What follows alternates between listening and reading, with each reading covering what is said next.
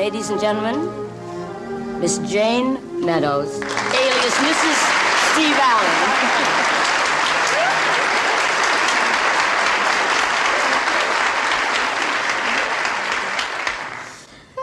Darling, would you like some tea? No, thanks. Do you have a little Ovaltine in the house? No, but, well, well, let's go on from there, shall we? What's wrong with my tea? Nobody ever has my tea. Well, I'll take just a little cream and sugar with no tea. How's that? A cup of cream and sugar. All right? It's different. It's different. Tell me something. Being married to Steve Allen must be rather hazardous at times with all those things he does on his show. Judy, you have no idea how hazardous it is. I don't know whether or not you saw the premiere show that he did of this new series. Gosh, it's about 1.5 years ago.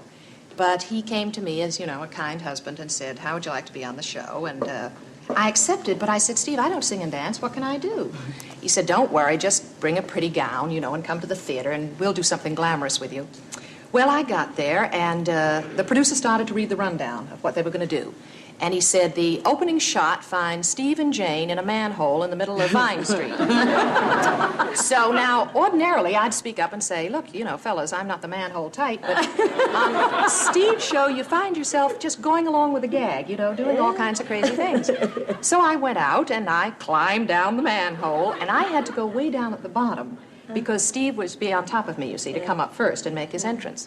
Now, he's 6'3", I think it is, or 4 in his stocking feet, and I'm 5'7". So I had to go way, way down until my feet were in the water and all that, you know, that's down there. And I got down there. By the way, have you ever been down in a manhole? No, not lately.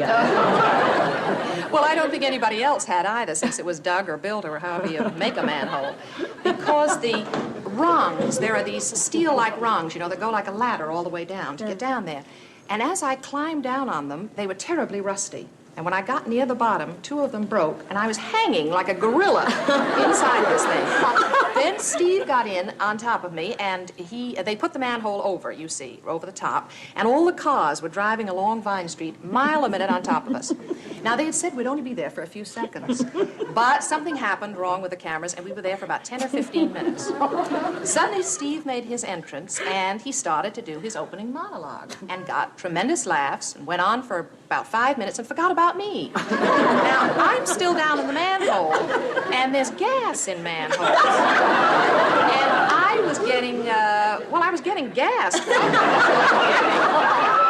I got woozier and woozier, and finally I heard what I thought was my cue, but it wasn't, and I came up too suddenly, and just as I popped my head out, a car came by and almost decapitated me. If Steve hadn't pushed my head right down, we wouldn't be, what is it I'm drinking? Sugar and cream here today. Sugar, yes. That's an old manhole drink. Thank you. Well, I guess, in a way, you know, television shows are kind of peculiar, especially a weekly show, because when I first started this series, before the first show, I came in every day to talk to the writers, and I looked kind of nifty every day. I'm sure you did. Dress on and all. Tried to be charming. And then the day of rehearsal, the day we were going to take the first show, I came in a pair of slacks and a sweater and no makeup. You know? Casual. And they stopped me at the gate. They wouldn't let me in. They'd forgotten to leave a pass for me. And that was a bit demoralizing. You're kidding? No, I'm not. And then I came on the set, and everybody was so busy, and nobody recognized me. It's so hasty, television, you know. And I walked on and said hi, and everybody's inquiring. And I couldn't just holler over the rainbow and identify myself.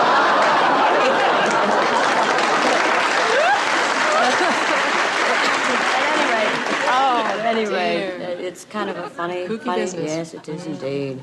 Now, something happened with Steve's audiences, you were telling me. Well, Steve has the greatest audiences in the world. They're all, comedians. And one night recently, What is he holding his hands up like that? Is that man trying to tell us that we have to... Well, he's been waving at me for weeks.